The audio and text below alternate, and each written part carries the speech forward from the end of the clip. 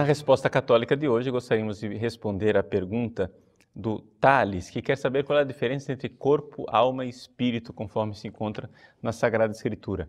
Na verdade, nós encontramos no Novo Testamento essa distinção entre corpo, alma e espírito somente na primeira carta de São Paulo aos Tessalonicenses, lá no último capítulo, capítulo 5, versículo 23.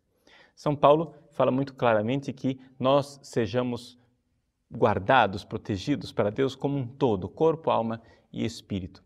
Pois bem, para a gente entender essa realidade, nada melhor do que irmos ao catecismo da Igreja Católica. E aí você mesmo pode estudar em casa no catecismo a partir do número 362 e especificamente essa questão do corpo, alma e espírito é tratada no número 367. Eu vou procurar resumir para você e explicar os pontos mais importantes. Em primeiro lugar, existe hoje em dia uma certa tendência entre os teólogos modernos de dizer que nós não temos alma. Por quê? Porque isso é uma visão dualística, platônica e que, na verdade, isso não tem nada a ver com o pensamento bíblico, o pensamento dos judeus. Errado, falso. Aqui nós precisamos entender a Bíblia como um todo.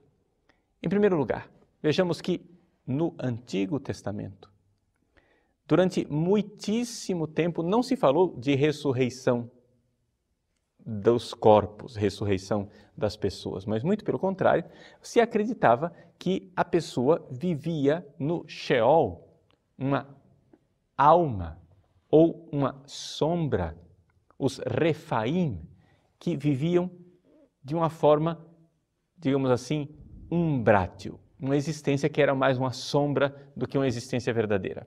Aos poucos, no Antigo Testamento, Deus foi revelando que aquelas sombras, as pessoas que viviam no Sheol, ou seja, nos infernos, nas regiões abaixo da terra, na verdade, continuavam tendo personalidade e que os bons eram abençoados por Deus e que os maus eram punidos. Pois bem, essa realidade que uma pessoa termina a sua vida e é recompensada do outro lado, embora ainda não houvesse ressurreição dos mortos, está bem clara no Antigo Testamento como um segundo passo, já na época dos profetas. E num terceiro passo, ainda no Antigo Testamento, começa a surgir então, somente aí, o conceito de ressurreição dos mortos, em que nós morremos, sim, mas no fim dos tempos, o corpo e a alma irão se unir e haverá a ressurreição dos mortos. É nesse contexto, então, que nós encontramos a entrada no Novo Testamento. Jesus coloca claramente que nós, quando morremos, estaremos com Deus. É aquilo que ele diz quando se refere ao bom ladrão na cruz. Ainda hoje estarás comigo no paraíso.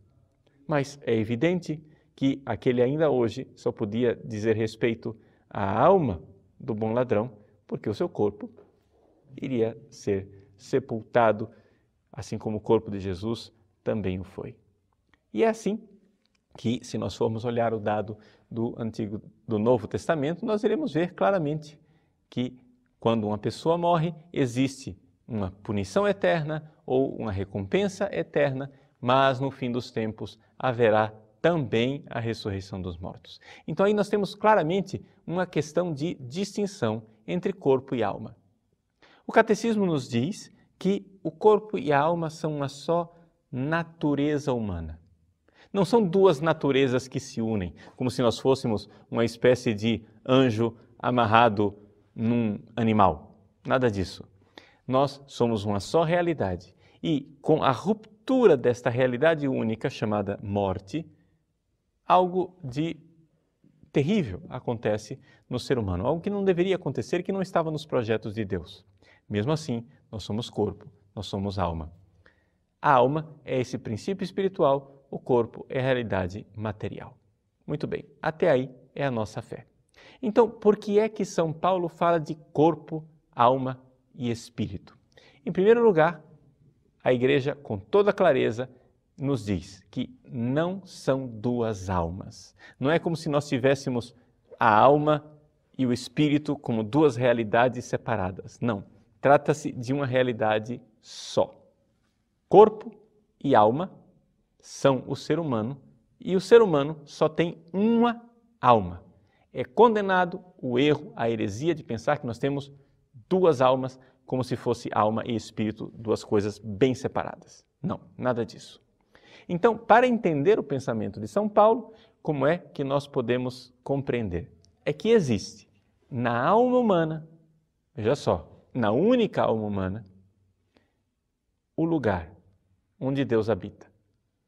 Então, é aqui que nós podemos chamar de espírito esta realidade sobrenatural que está em nós. Então, nós que somos filhos de Deus batizados, somos corpo e alma como qualquer ser humano. Mas pelo fato de sermos templo de Deus e de Deus habitar em nós, existe em nossa alma um lugar. Veja, a palavra lugar aqui é evidente, é uma analogia, não é? Um lugar onde Deus habita. Então, poderíamos dizer que onde Deus habita enquanto Espírito Santo com E maiúsculo, é aquilo que nós chamamos de Espírito com E minúsculo.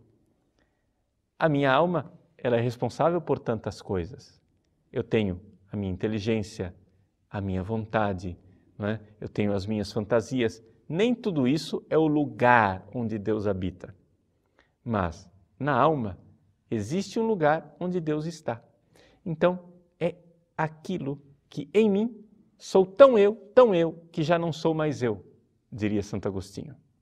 Ou seja, interior intimo meo, aquilo que está mais dentro do que o meu próprio íntimo. É aí que nós vemos o Espírito, aquele lugar da alma onde habita o Espírito de Deus. Porque nós não somos só seres humanos abandonados a nós mesmos, natureza pura.